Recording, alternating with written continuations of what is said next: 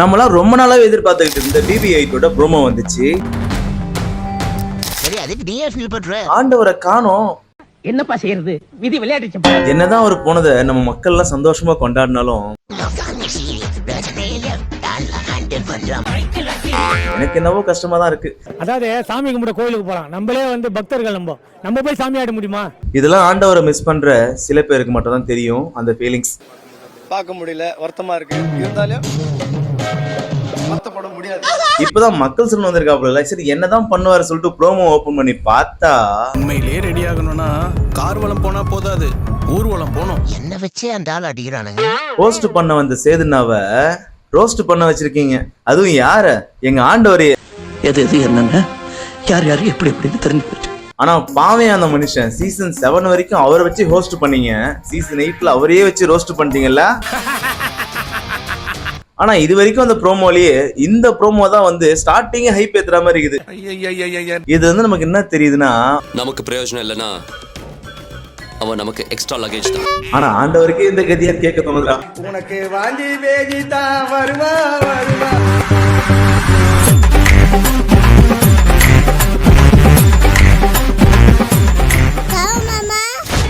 Sir பர்ஃபெக்ட்டா ready ஆயிட்டீங்க. என்ன சொல்ல வராங்க புரியுதா? நீங்க தான் அதுக்கு பர்ஃபெக்ட்டா இருப்பீங்கன்னு சொல்றாங்க. என்கிட்டயும் சொன்னானுவலே.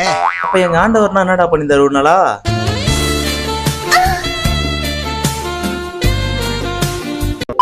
சார் உண்மையிலேயே ரெடி ஆகணும்னா கார்வலம் போனா போதாது, ஊர்வலம் போகணும். ஆமா, என்னடா சொல்றாங்க? உண்மையிலேயே ரெடி ஆகணும்னா கார்வலம் போனா போதாது, ஊர்வலம் போகணும். ஊர்வலம் போனோம்.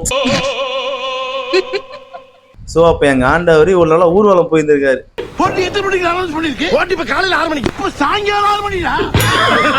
ஆனா ஒண்ணு தெரியுது கைஸ், எவ்வளவு வன்மத்துல இருந்திருக்காங்கன்னு இப்ப நல்லா தெரியுது. எவ்வளவு வன்மம் உள்ள இருக்குன்றத தெரியுதுடா இதுல இருந்து. என்ன தம்பி பாக்குறீங்க? காய்கறில நல்லது எது கெட்டது எதுன்னு பார்த்தாலே தெரியும்.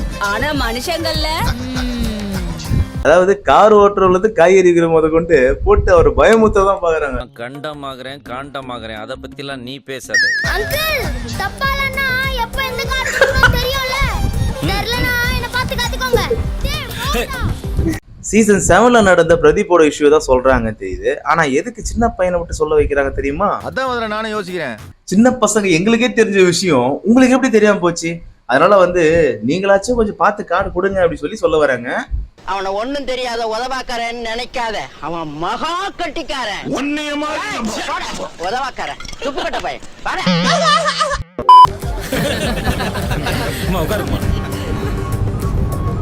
ப்ரோ, இந்த இலகன மனசுலாம் 12 ஓகே, BB வேண்டாம். என்னடா டயலாக் இது? என்னடா எது பண்ணாலும் ஏதாச்சும் ஒண்ணு சொல்லிட்டே இருக்கீங்க. உள்ள இருக்கவங்க விதவிதமா பல விதமா நிறைய உருட்டுகளை போடுவாங்க. அதனாலதானே மாப்பிள்ள உன்னை கொண்டு வந்து நான் இங்க இறக்கி இருக்கேன். நடிப்போட திறமையை வெளியே காட்டுறதுக்காக தான் போவாங்க. ஆனா இந்த வீக் டே ஷோல வந்து நடிப்பு திறனை வெளியே காட்டுவங்க எல்லாம் பாத்தீங்கன்னா அப்படி கிடையாது. இந்த வீக்கெண்ட்ல வந்து நடக்கிற அந்த ஷோல தான் வந்து பயங்கரமா நடிப்பு திறனை வந்து எக்ஸ்பெக்ட் பண்ணுவாங்க.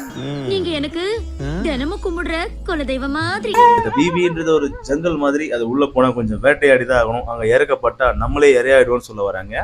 நல்ல அட்வைஸ் தான்டா. Good idea. ஆனா நம்ம அண்ணன் உள்ள போய் என்ன பண்ண போறான்னு தெரியல. பொறுத்திருந்து பாப்போம், காத்திருப்போம்.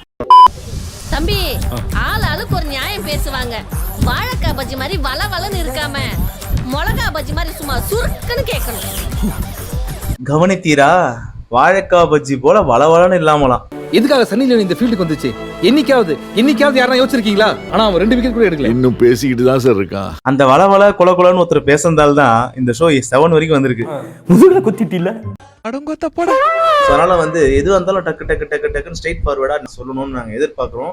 ஆனா அந்த விஷயத்துல அவர் கொஞ்சம் ஷார்ப்பு தான். இருந்தாலுமே கூட இந்த விஷயத்துல அவர் அப்படி இருந்தானா கண்டிப்பா வந்து இந்த ஷோ வேற லெவல்ல பத்திக்கும்னு தோணுது. கத்துக்கிற தலைவரே.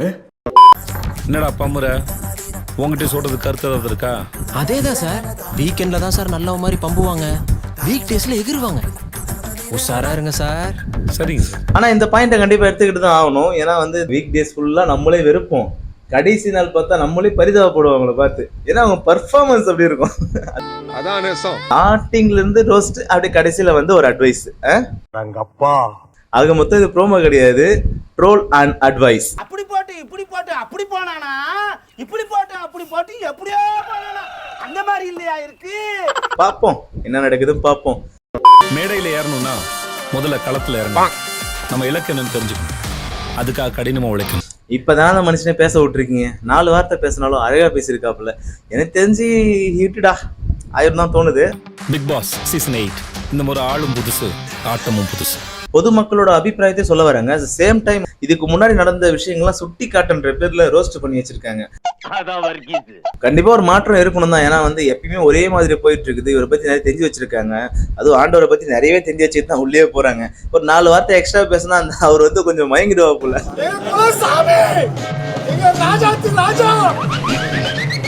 ஆனா அவன் வந்து எதுவுமே பேசாம மட்டும் வச்சிங்களேன், நீங்க பண்ணது தப்பு தான், நான் ஒத்துக்கிட்டே ஆகணும், நீங்க பண்ண தப்பு தான் அடிச்சு பேசுவாங்க. அடிக்கடி மாற்றம் ஒன்றே மாறாதுன்னு சொல்ற வரையே தூக்கி மாத்தி போட்டுட்டு வேற ஆள் நிக்க வைக்கிறது உண்மையை சொல்ல போனா ஒரு புது மாற்றம் தான். ஸோ அந்த மாற்றத்தை நாங்களும் ஏத்துக்கிறோம். இதே போல எல்லா விஷயத்திலையும் மாற்றங்கள் நடந்ததுன்னா கண்டிப்பா சந்தோஷமா தான் இருக்கும். நம்மளும் சந்தோஷமா இருக்கலாம். புரியுது. இந்த வீடியோ பிடிச்சிருந்தா மறக்காம லைக் அண்ட் ஷேர் சப்ஸ்கிரைப் பண்ணிட்டு உங்க ஃப்ரெண்ட்ஸ் ஷேர் பண்ணி விட்டுருங்க. ஸோ மீண்டும் ஒரு நெக்ஸ்ட் வீடியோ அடுத்த வேலை சந்திக்கிறேன். அது வரைக்கும் இது உங்க சரண். இது சரண் ஜோன்.